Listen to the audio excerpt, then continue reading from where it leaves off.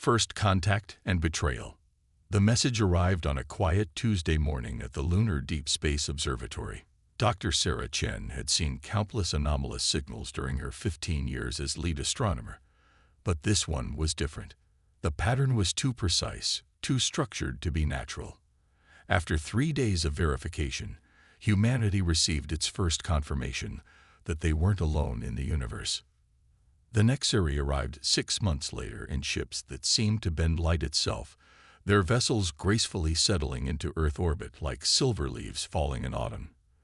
They came bearing gifts: clean energy technology, advanced medical treatments, and the promise of friendship.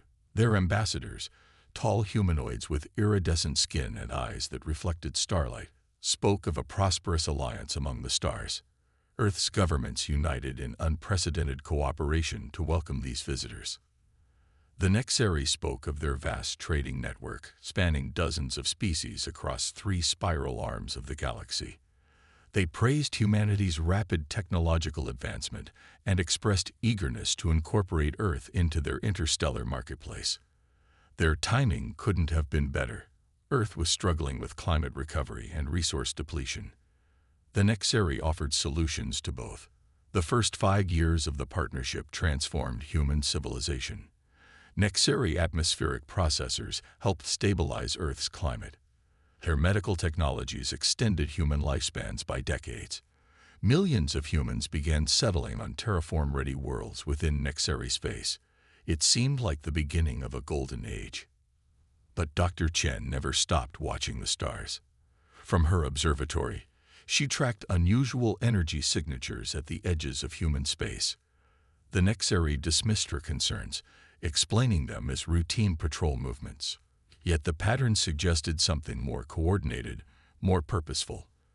When she tried to access deeper scans of these anomalies, she found her equipment mysteriously malfunctioning. The truth emerged in fragments. A junior diplomat intercepted encrypted Nexari communications. A colonial governor reported missing settlers on the frontier. A cargo pilot discovered unauthorized Nexari facilities in asteroid fields marked as restricted zones. The pieces painted a disturbing picture. The Nexari weren't benevolent traders. They were hunters, and humanity was their prey. Their strategy was elegant in its patience: help humanity expand to the stars, encourage colonial growth, and then harvest. They'd done it before. The trade network they spoke of was built on the bones of dozens of species who'd trusted them, expanded under their guidance, and then found themselves trapped in a web of their own making. The Nexari had studied human history extensively before making contact. They'd seen humanity's commitment to peaceful resolution, its willingness to negotiate, its dedication to diplomatic solutions. They interpreted these qualities as weakness.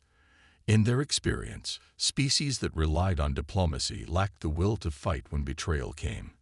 They expected humanity would follow the pattern of their previous conquests: initial resistance giving way to submission in the face of overwhelming force. Their first strike targeted the Proxima Centauri colonies. 30 million human settlers disappeared overnight, transported to massive processing facilities hidden in dark space. The Nexari expected Earth to respond with diplomatic protests, perhaps economic sanctions. They anticipated months of negotiations during which they could continue their harvesting operations. They didn't expect the silence. No diplomatic cables, no emergency UN sessions, no desperate pleas for negotiation. Just silence, heavy and ominous as a gathering storm. In their arrogance, the Nexari had made a fatal mistake. They had studied human history, but they had misunderstood its lessons. They saw humanity's preference for diplomacy as its only tool, rather than its first choice. They never asked themselves why a species would choose peace when it was capable of war. In the vacuum of space, no one heard the deployment of humanity's real fleet: ships built in secret asteroid bases, powered by engines reverse-engineered from Nexari technology and improved upon by human innovation. They didn't detect the activation of quantum intelligence networks that had been gathering data on Nexari weaknesses for years. They never saw the arsenal humanity had built while smiling at their benefactors across negotiating tables. The Nexeri had thought themselves masters of the long game. They didn't realize they'd been playing against an opponent who'd learned to see betrayal coming. Humanity hadn't survived millennia of its own wars and treacheries without developing a backup plan. They had hoped for the best while preparing for the worst. As Earth's response took shape in the darkness between the stars, the Nexeri were about to learn why humans told stories about opening Pandora's box, about the dangers of waking sleeping giants. They were about to discover that humanity's capacity for peace was matched only by its capacity for righteous fury when that peace was shattered. The storm was gathering, and in the silence of their supposed victory, the Nexeri never heard it coming. The silent preparation. Earth mourned in silence. No public announcements marked the loss of Proxima Centauri. No headlines screamed of betrayal. Instead, humanity's response began in underground bunkers and hidden laboratories across the globe. Operation Aurora, a contingency plan developed in secret since the Nexeri's arrival, activated without fanfare. Military leaders who had maintained skepticism of the Nexeri's intentions found their preparations justified. Within hours of the attack, Earth's quantum defense network, disguised as a civilian communications grid, began correlating years of collected data. Every Nexeri ship movement, every energy signature, every diplomatic transmission, all analyzed by AI systems that had been learning and adapting since first contact. The transformation of human industry happened beneath a masterful facade of normalcy. Orbital shipyards continued producing civilian vessels, but deep within asteroid mines, advanced manufacturing facilities worked at full capacity. The Nexeri's own technology, carefully studied and enhanced by human engineers, became the foundation for weapons they never imagined humanity could create. Dr. Sarah Chen, whose early warnings had helped spark the contingency planning, now led a team developing quantum-based stealth systems. The Nexeri relied on light-bending technology for their invisibility. Humanity had discovered something better: ships that could phase partially out of normal spacetime, becoming truly undetectable. Commercial shipping lanes remained active, maintaining the illusion of business as usual. But hidden within legitimate cargo vessels, components for humanity's true fleet moved steadily into position. The Nexeri's own trading protocols, designed to minimize inspection of their partnerships, now worked against them. Every commercial transport carried pieces of their eventual destruction. In lunar bases and Mars colonies, civilians went about their daily routines while vast underground complexes buzzed with activity. The same human ingenuity that had once built nuclear weapons in secret now created something far more terrifying: weaponry that could turn the fundamental forces of physics against their enemies. Military training took place in virtual reality chambers, soldiers learning to fight an enemy who thought them defenseless. Every Nexeri combat tactic observed over the years was analyzed, countered, and improved upon. Humanity had always excelled at warfare. Now they had the technology to match their tactical expertise. The Nexeri continued their harvesting operations at the edges of human space, confident in their superiority. Their spies reported Earth's military forces remaining in standard positions. They observed humans continuing their daily activities, noted the expected levels of commercial shipping, and saw exactly what humanity wanted them to see. What they didn't see were the quantum communication relays being established throughout human territory, creating an invisible command network that would coordinate humanity's response. They missed the deployment of autonomous defense platforms, dormant and drifting, waiting for activation signals. They failed to notice the subtle changes in human military exercises that were actually full-scale combat rehearsals using holographic technology. In diplomatic channels, humans maintained their usual patterns of interaction. Trade negotiations continued. Cultural exchanges proceeded. Nexeri representatives were treated with the same respect as always, even as the humans they met with carried knowledge of their true nature. This was perhaps humanity's greatest weapon: their ability to smile at their enemy while preparing for war. The Nexeri's arrogance worked in humanity's favor. They believed humans incapable of duplicity on this scale. Their experience with other species had taught them that technologically developing civilizations couldn't maintain secrets effectively. They never considered that humanity's long history of warfare had taught them the value of deception, the art of appearing weak when strong. 6 months after the Proxima Centauri attack, humanity's preparation was nearly complete. Stealth fleets waited in strategic positions throughout human space. Quantum weapons were armed and ready. Defense networks were fully operational.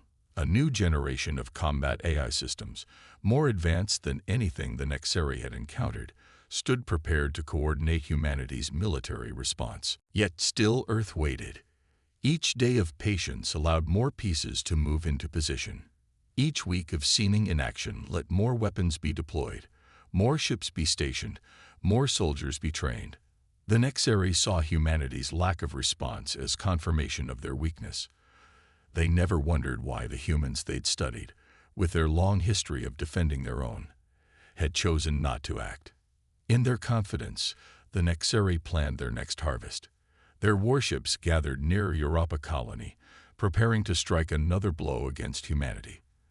They expected the same response as before: diplomatic protests, ineffective sanctions, perhaps token military resistance. Their sensors showed no unusual human military activity. Their intelligence reported no significant defensive preparations. They were about to learn that humanity's greatest deception wasn't in hiding their weapons. It was in hiding their nature. The species that had survived ice ages, plagues, and its own destructive potential had never been truly defenseless.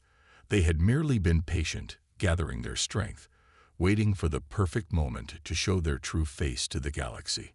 The storm was ready to break, and when it did, the Nexeri would learn why humanity's own stories so often warned. Beware the fury of a patient man. Operation Thunderstrike. The Nexeri strike force approached Europa colony with the confidence of predators who had never known defeat. Their fleet, 100 ships strong, moved through space in perfect formation, their light-bending technology making them invisible to conventional sensors. They expected another simple harvest operation. Instead, they flew straight into humanity's trap. The first sign that something was wrong came when their quantum communications suddenly went dark. Then their navigation systems began showing conflicting data. In the command center of the Nexeri flagship, the admiral watched in confusion as his fleet's coordinated network collapsed into chaos. The humans weren't supposed to have this capability. They weren't supposed to have any capability. That's when humanity's stealth fleet revealed itself. 500 warships phased into normal spacetime, surrounding the Nexeri fleet in a perfect sphere of death. Their hulls, black as the void itself, absorbed both light and sensor scans. These weren't the primitive vessels the Nexeri had seen in human space. These were predator ships built for one purpose: warfare. Admiral Sarah Chen, no longer an astronomer, but the architect of humanity's revenge, gave the order that launched Operation Thunderstrike. For Proxima Centauri, she transmitted on all frequencies: execute with extreme prejudice. The battle that followed would be studied in military academies across the galaxy for centuries to come. Human ships, powered by quantum drives that made them more agile than anything the Nexeri had encountered, struck with devastating precision. Their weapons weren't just advanced. They were impossible by Nexeri understanding of physics. Quantum torpedoes phased through Nexeri shields as if they didn't exist, detonating inside their ships. Temporal disruptors created localized time distortions that tore vessels apart at the molecular level. Eye-guided drone swarms overwhelmed point defense systems with tactics that adapted faster than the Nexeri could respond. The Nexeri admiral tried to rally his forces, but human electronic warfare systems had already compromised their command and control networks. Each Nexeri ship found itself fighting alone while facing multiple human vessels working in perfect coordination. Their much-vaunted technological superiority meant nothing against an enemy that had spent years studying and countering their every capability. Within 30 minutes, 70% of the Nexeri fleet was destroyed. The remaining ships, their light-bending systems failing, tried to retreat. That's when they discovered the quantum mines humanity had seeded throughout the area, waiting for this moment. The explosion of the Nexeri flagship, torn apart by forces its crew couldn't comprehend, lit up Europa's sky like a new sun. But Operation Thunderstrike was more than just a single battle. As the Nexeri fleet died above Europa, human forces struck simultaneously across 50 star systems. Stealth ships emerged from hiding to attack Nexeri bases. Dormant defense platforms activated to ambush Nexeri patrol groups. Quantum weapons fired from bases the Nexeri never knew existed. The processing facilities where captured humans were held found themselves facing liberation forces that appeared literally out of nowhere. Special operations teams, using phase shift technology reverse-engineered from studying Nexeri ships, walked through walls to rescue prisoners and eliminate guards. The Nexeri's carefully constructed harvesting infrastructure began to crumble. In their capital system, the Nexeri High Command watched in horror as reports flooded in from across their territory. Human forces were everywhere, striking with impossible weapons, appearing and disappearing at will. Their military doctrine, based on overwhelming force and superior technology, had no answer for an enemy that had spent years preparing specifically to counter every advantage they possessed. The most terrifying aspect wasn't the technology humanity deployed. It was their efficiency. Every strike was precisely calculated for maximum impact. Every target was chosen to systematically dismantle the Nexeri's ability to wage war. This wasn't blind revenge. It was surgery with a blade of tungsten and starfire. Nexeri analysts, trying desperately to understand what was happening, finally began to grasp the true scope of human preparation. The trade ships that had visited their ports had been mapping their defenses. The diplomatic missions had been gathering intelligence. Every seemingly innocent interaction over the past 5 years had been part of an elaborate plan to understand and exploit Nexeri weaknesses.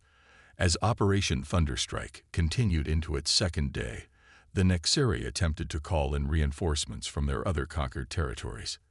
They discovered that human forces had already struck there too, destroying shipyards and supply lines with the same brutal efficiency. The empire they had built through centuries of conquest was being systematically dismantled by an enemy they had gravely underestimated. In human space, citizens watched on their quantum networks as military spokespeople finally announced what had happened at Proxima Centauri. The news of the counterattack was met not with surprise, but with grim satisfaction. Humanity had waited, had prepared, and had struck with the accumulated fury of 6 months of patience. The Nexeri were learning what Earth's ancient warriors had known.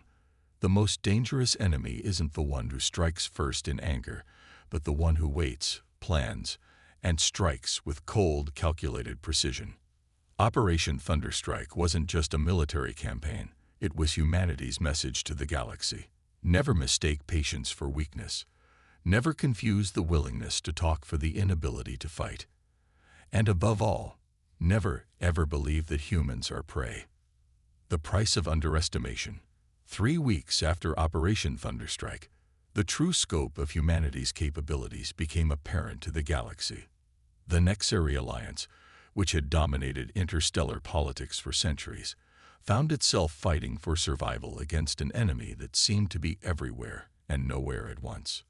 Human warships appeared without warning in supposedly secure systems, struck with devastating precision, and vanished before defenders could respond. Their phase shift technology had advanced far beyond the original Nexeri designs they'd studied. Ships could now transition between normal space and quantum space mid-combat, making them virtually impossible to target. The Nexeri's desperate attempts to adapt their tactics proved futile. When they concentrated their forces for protection, human quantum weapons would tear apart entire battle groups in seconds. When they dispersed to avoid presenting large targets, human hunter-killer squadrons would pick them off one by one. Every countermeasure they developed was met with a new human weapon or tactic that rendered it useless. Admiral Chen's strategy wasn't just about destroying Nexeri military assets. Each strike was calculated to erode their ability to maintain their empire. Supply lines were severed. Communication hubs were disabled. Trading partners, seeing the Nexary's weakness, began breaking their alliances. The empire that had been built on fear and domination began to crumble as that fear turned toward humanity instead. The liberation of harvesting facilities continued with mechanical precision. Human rescue teams, their armor incorporating phase shift technology, moved through Nexary defenses like ghosts. The rescued prisoners brought back stories that fueled humanity's resolve, tales of systematic cruelty that confirmed the Nexary's true nature. Each liberation operation added to the growing evidence of Nexary atrocities, evidence that humanity broadcast across all frequencies for the galaxy to witness. In their desperation, the Nexary attempted to use their other subject species as shields and cannon fodder. This proved to be another miscalculation. Human forces, their AI systems able to distinguish between Nexary and their victims, executed precision strikes that eliminated Nexary commanders while leaving their conscripted troops unharmed.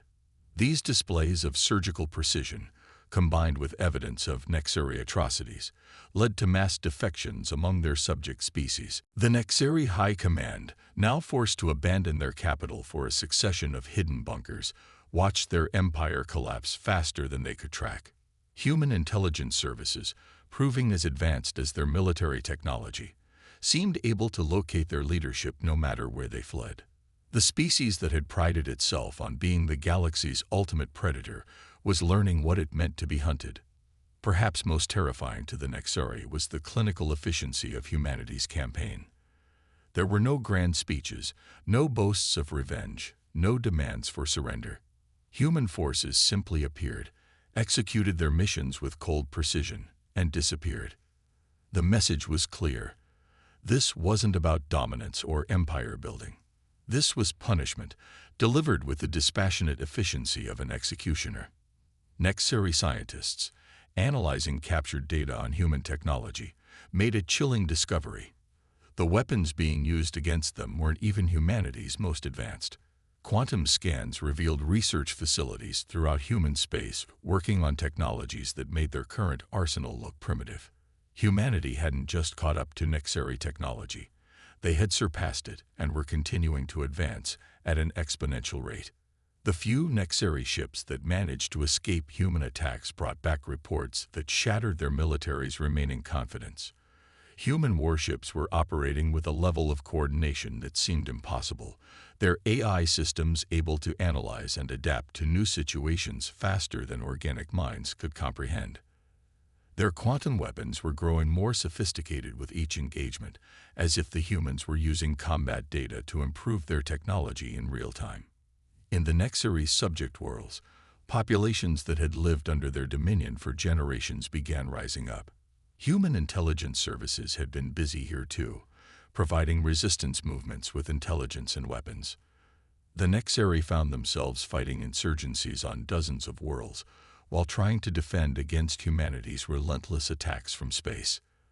The galaxy watched in stunned fascination as the Nexary alliance imploded. Species that had feared them for centuries now openly defied their orders. Trade routes they had controlled for generations were being redirected through human space. Their technology, once considered the pinnacle of achievement, was being dismissed as obsolete compared to human innovations. 6 months into the war, the Nexary's empire had been reduced to a quarter of its original size.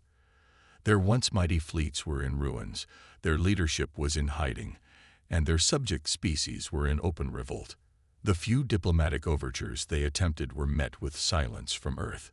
The humans who had once been so willing to talk, to negotiate, to seek peaceful solutions, now answered only with the thunder of quantum weapons and the precision strikes of ghost ships. The species that had seen humanity's diplomatic nature as weakness was learning a lesson written in fire across the stars.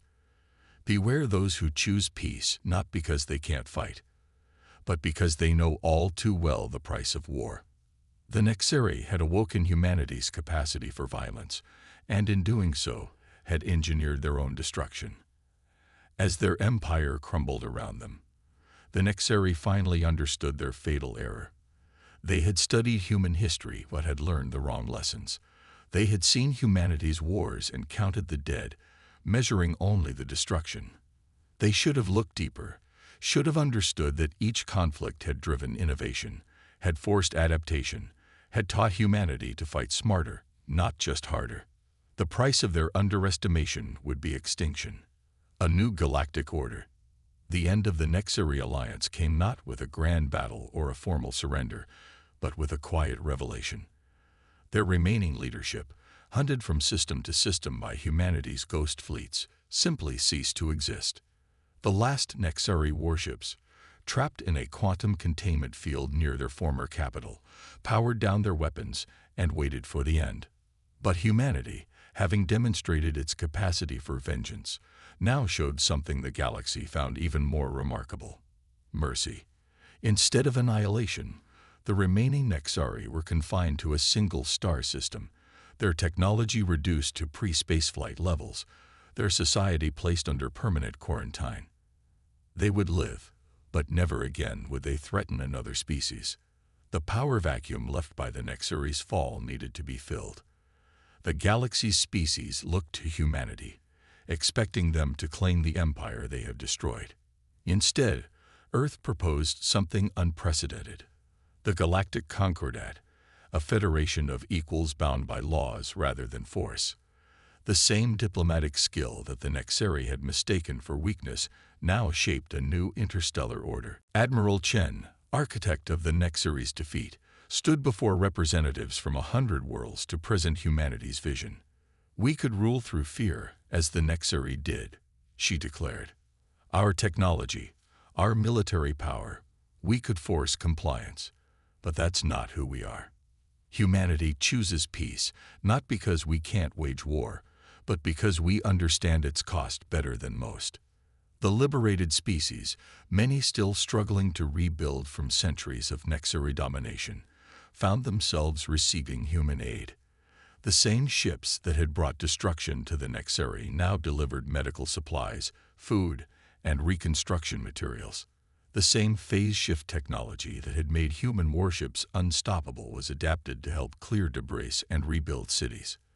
But beneath humanity's benevolence lay a steel core that the galaxy couldn't ignore. Earth maintained its military strength, its ghost fleets patrolling the stars not as conquerors but as guardians.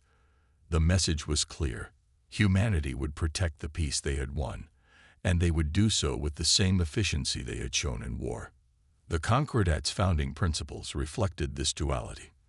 Member species retained their autonomy, but agreed to mutual defense and free trade. Technology sharing was encouraged but regulated, preventing any single power from achieving the kind of dominance the Nexeri had held. Most importantly, the treaty established clear consequences for any species that attempted to follow the Nexeri path of conquest. Human quantum technologies, now far beyond anything the Nexeri had achieved, became the foundation for a new era of exploration and development. The phase-shift drives that had made their warships so deadly now powered research vessels and colony ships. The AI systems that had coordinated their military campaigns were repurposed to manage interstellar trade and diplomatic relations. The galaxy's species, studying humanity more carefully now, began to understand what the Nexeri had missed. Humans weren't simply warriors who preferred peace or diplomats capable of violence. They were innovators who could turn their creativity to either purpose with equal skill. Their true strength lay not in their weapons or their words, but in their adaptability. Former Nexeri subject species, emerging from centuries of oppression, found themselves learning from human mentors. Earth's history of overcoming its own divisions and conflicts provided a blueprint for societies struggling to rebuild. The diplomatic skills that had once been dismissed as weakness became recognized as humanity's greatest strength: the ability to forge cooperation from chaos. The Galactic Concordat's first decade saw unprecedented progress. Trade routes that had once served Nexeri exploitation now fostered mutual prosperity. Scientific cooperation led to breakthroughs in medicine, energy production, and space travel. Species that had been traditional enemies found common ground under human guidance. Yet the memory of the Nexori War remained fresh. Every few years, some ambitious power would look at humanity's seeming benevolence and see an opportunity for aggression. Each time, they were reminded that Earth's warships remained ready. Its quantum weapons were still armed. Its ghost fleets still patrolled the darkness between stars. The peace was maintained not just through diplomacy, but through the implicit understanding that humanity's mercy was a choice, not a necessity. In the quarantine Nexeri system, their descendants told stories of their empire's fall, but the lesson they drew was not what their ancestors would have expected. They spoke not of humanity's military might, but of their restraint, not of their vengeance, but of their mercy. The species that had dismissed humans as weak now held them up as an example of strength properly tempered by wisdom. A century after first contact, humanity had reshaped the galaxy not through conquest, but through a combination of uncompromising strength and unfailing diplomacy. The species that had emerged from Earth's gravity, well-seeking friendship, had proven themselves capable of both the sternest justice and the greatest compassion. The galaxy had learned its lesson. Humanity's extended hand of friendship was not an offer to be rejected lightly. Their dedication to peace was not a weakness to be exploited, but a choice to be respected. And their capacity for war, though rarely unleashed, remained a reminder that some lines should never be crossed. In the end, humanity's greatest victory wasn't the defeat of the Nexori or the formation of the Concordat. It was proving that true strength lies not in the choice between peace and war, but in the wisdom to know when each is necessary. The stars themselves seemed to shine brighter in this new age, illuminating a future where cooperation and strength, diplomacy and power, could coexist in careful balance. The galaxy had found its guardians, and they were human.